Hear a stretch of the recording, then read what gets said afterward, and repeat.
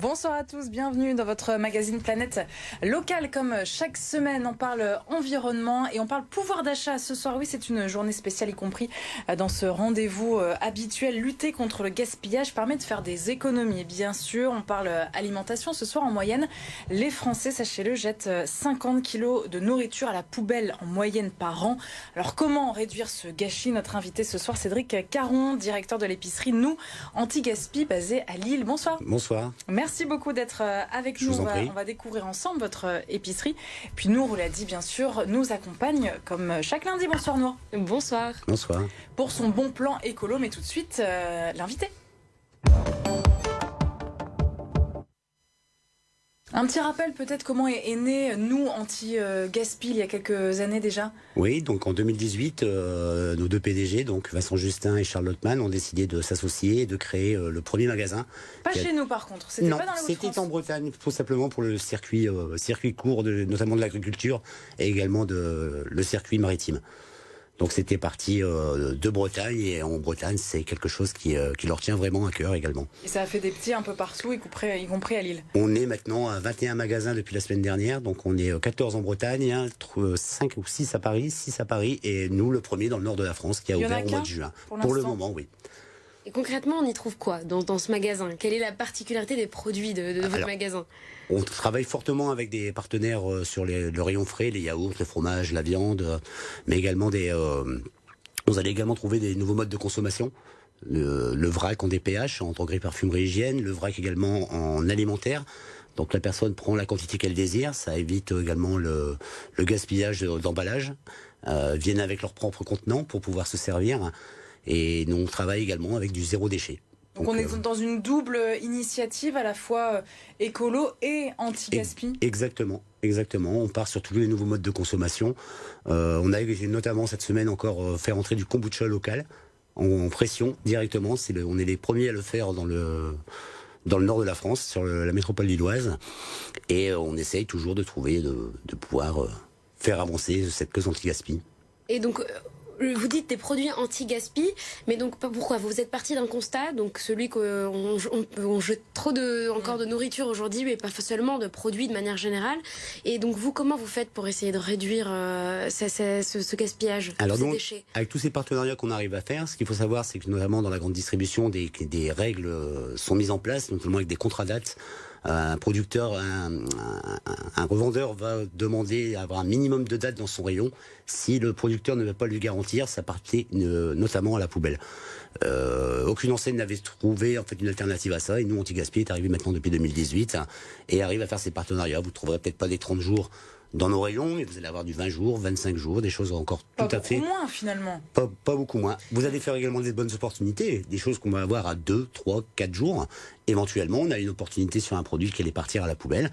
Nous, on le récupère et on le met en vente dans nos 21 magasins. Et justement, l'objectif, c'est de se différencier du système de la grande distribution, où il y a encore beaucoup de pertes dans les rayons. Complètement, oui. On essaye vraiment d'éviter tout ça.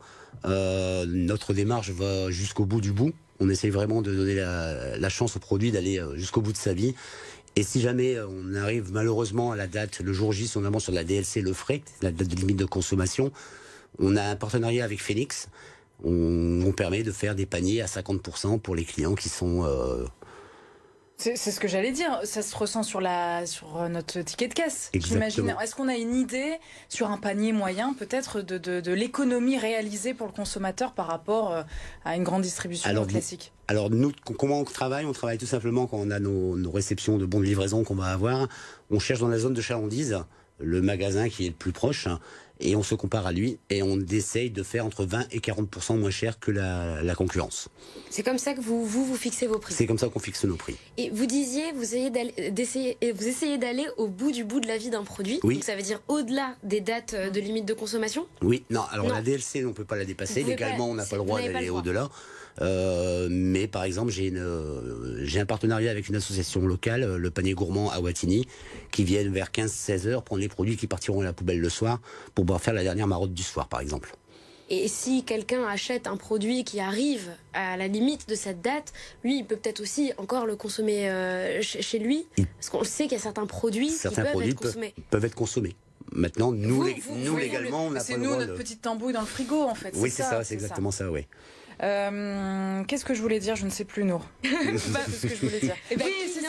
C'est que vous avez travaillé en grande distribution. C'est ça qui est intéressant aussi. Qu'est-ce qui vous a le plus choqué pendant ces années d'activité de l'autre côté de la barrière, si on peut ce que dire. Je dis maintenant, c'est que j'étais dans le Total Gaspille en travaillant pour une grande chaîne de distribution en France pendant 12 ans en tant que directeur de magasin. Et là, je suis à l'anti-gaspi et on voit vraiment les abus qu'il pouvait y avoir. Mais on était tellement robotisés qu'on ne s'en rendait même plus compte en fait. Pourquoi vous parlez de Total Gaspi?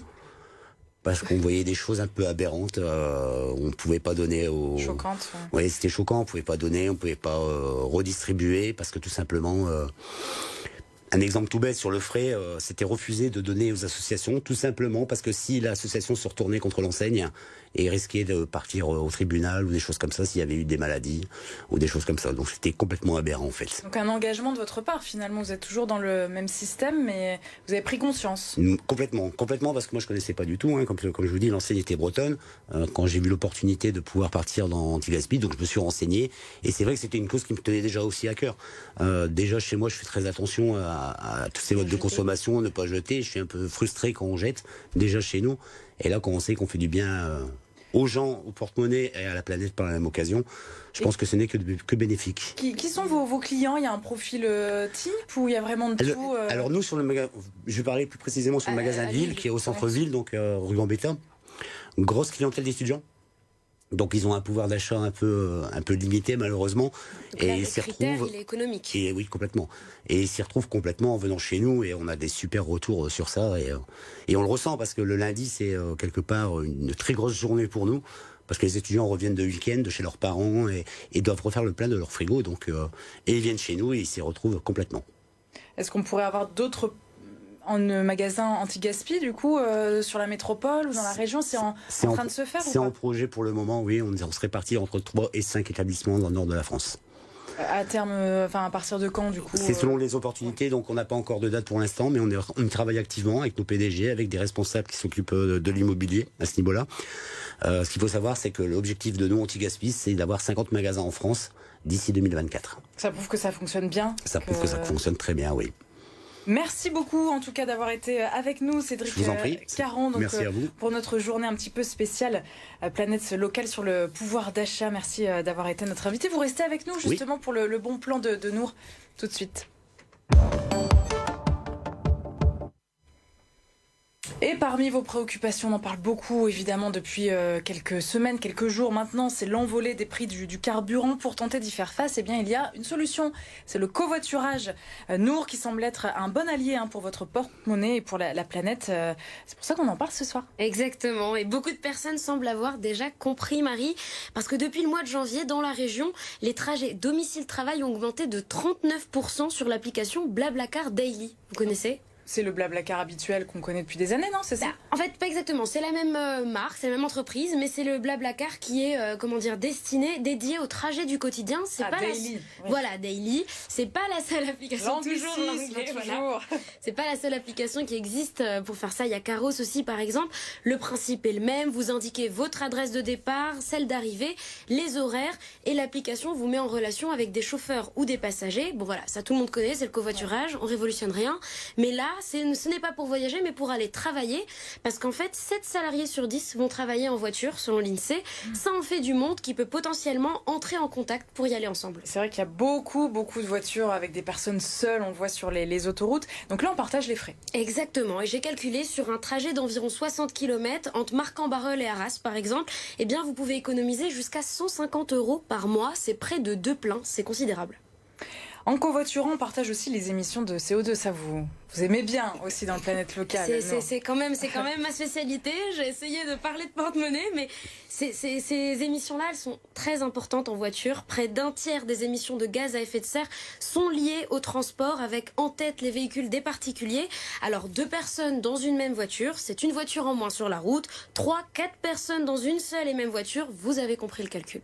Et comment on fait pour centraliser un peu tout ça pour que tout le monde se retrouve alors? Eh bien, donc on l'a dit, il y a les applis de covoiturage qui permettent de mettre en relation. Il y a aussi plein d'aires de covoiturage dans la région. C'est là qu'on peut, par exemple, venir poser son véhicule et monter dans le véhicule de quelqu'un d'autre pour continuer la route ensemble.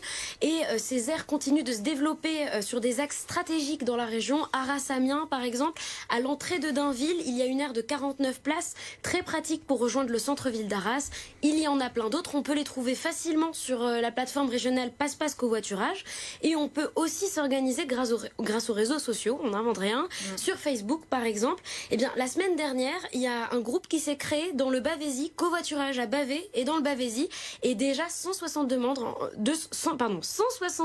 en moins d'une semaine.